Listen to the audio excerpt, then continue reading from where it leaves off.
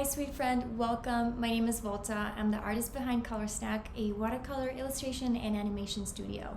In today's video, we'll be painting a fun bunch of radishes. So let's step into our watercolor garden and let's get creative.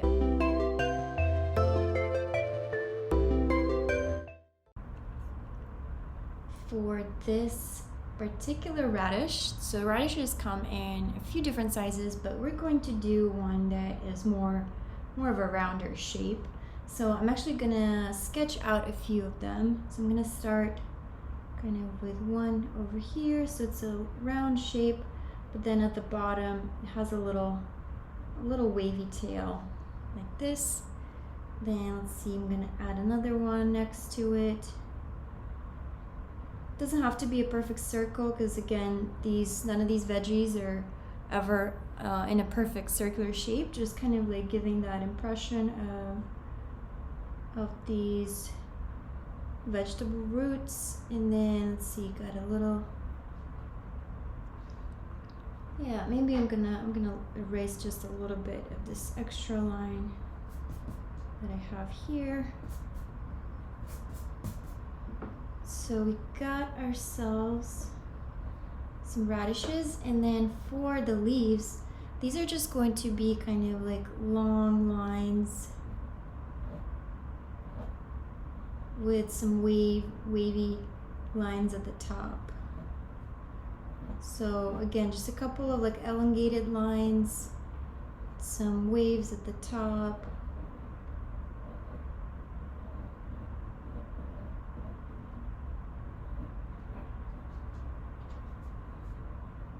Sort of like this. And I'm gonna do something fun at the end here. Let's see. So I might just erase a few of these extra lines because I kind of have an idea of how I'm going to paint these out. There we go. All right, so now I'm ready to paint. I'm gonna grab my water brush pen, and I'm going to do the wet on wet technique on this. So I'm gonna add a little bit of water first inside of these radishes. And I've seen some photos where these radishes are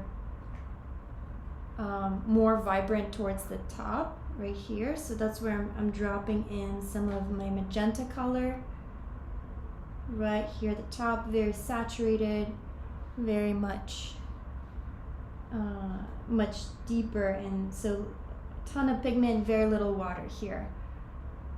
But it's kind of, I like the softness of where, and some radishes I've seen that it kind of, they go from like this magenta color into almost a white.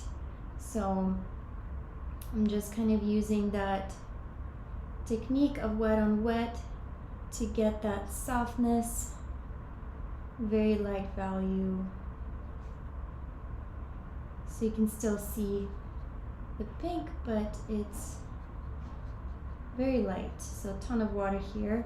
So I'm gonna repeat this process on these other radishes. Again, grabbing some magenta and just dropping that in. It looks so fun when you can see the color just kind of spread out on its own. We're just helping it just a little bit.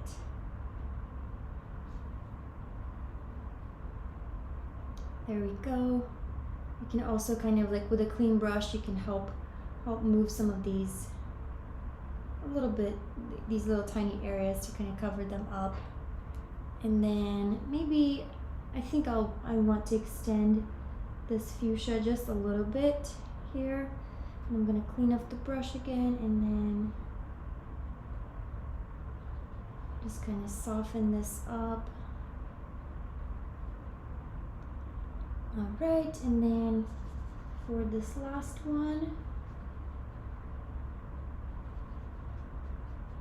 again cleaning or adding a layer of water. It's barely glistening, and then dropping in this super pigmented color, this magenta.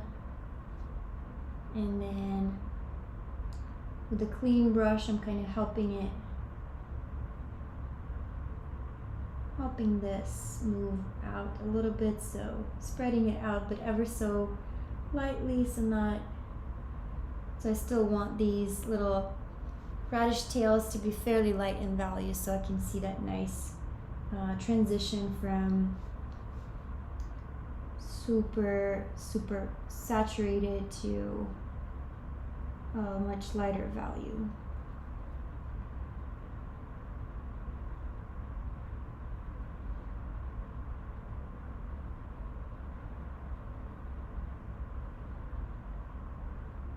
You can also add a little bit more of this magenta, since, for example, one of my radishes is kind of behind the other one. So I want the one on the foreground to kind of pop a little bit more. So that's why I'm darkening or adding more pigment, less water, just so that it just has that area to kind of stand out.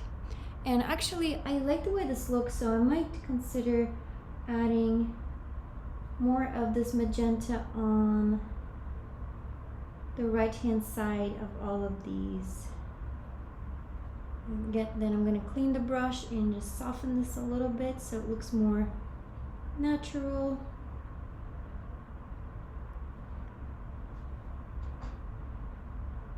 And I really like the way this looks. It looks very playful and watercolory.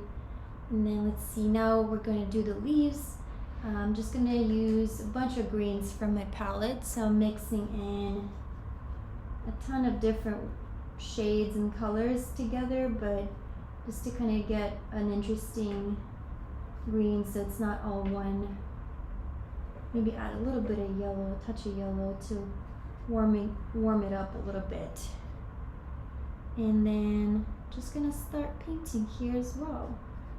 So I'm releasing just a little bit of like a droplet of water from my brush pen to kind of give it that extra water so that the pigment can travel a little bit easier.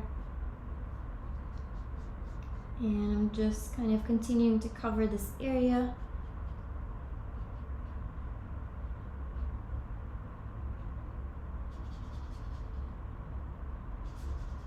And now I'm just kind of using a little bit of this other color that I already laid down and some water from brush pen and kind of spreading this around. Maybe drop in some more green here. Maybe a little bit of this yellow green that I have. It's a very much warmer green than typical. And then you can just add like little folds here and there. And of course, like you can clean the brush and then lift off little highlights in different areas.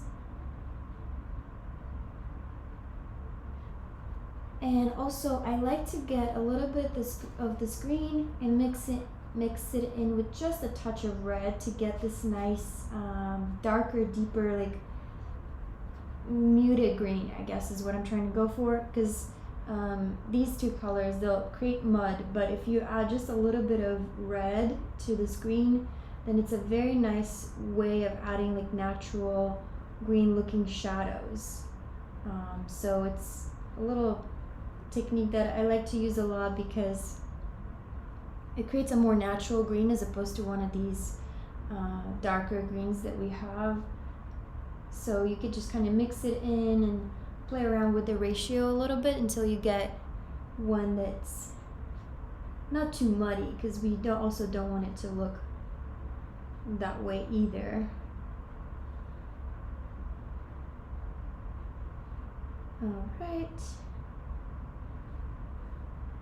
So we have our radishes, just lifting off a few little highlights here and there. And then for this last bit, you could leave it like this, or you could add a little spray effect to it. I was looking for a toothbrush and it doesn't seem like, oh, actually I do have one. found a toothbrush. This is an old toothbrush that I'm going to squeeze a little bit of water onto it. And gonna paint a little bit of this magenta on it because I want to give it a nice spray. But let's see, I'm going to protect. Maybe I'm going to test it out first. Let's see, before I do it on this painting.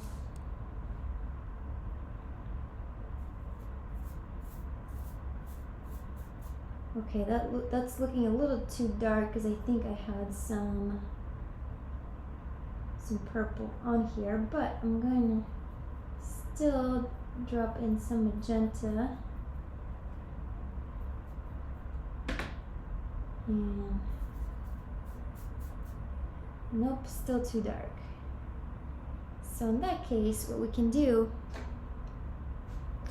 instead of cleaning this brush because I'm already committed to this, I'm gonna grab a brand new brush pen, gonna load it up with some of this magenta, and then just gonna add a few little splatters. So just by using my finger, I don't even need a toothbrush for this, really. You can add it all over or just in a few spots. I just kind of liked this playful look to it, and you could add some splatters, some green splatters at the top.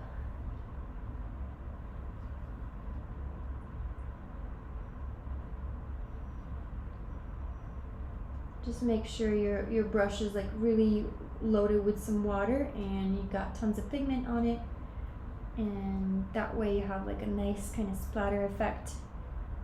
So almost same technique as using one of these toothbrushes, but if you can play around with one of these, it's super fun just to kind of like flick the paint around and see what happens. Thank you so much for watching, sweet friend. If you enjoyed this tutorial, be sure to subscribe to my channel and check out my book called Watercolor Snacks. I'll link to it in the description below. Also, I invite you to join my Patreon channel for a lot of behind the scenes, additional tutorials, additional videos, and even monthly workshops. Until next time, stay creative.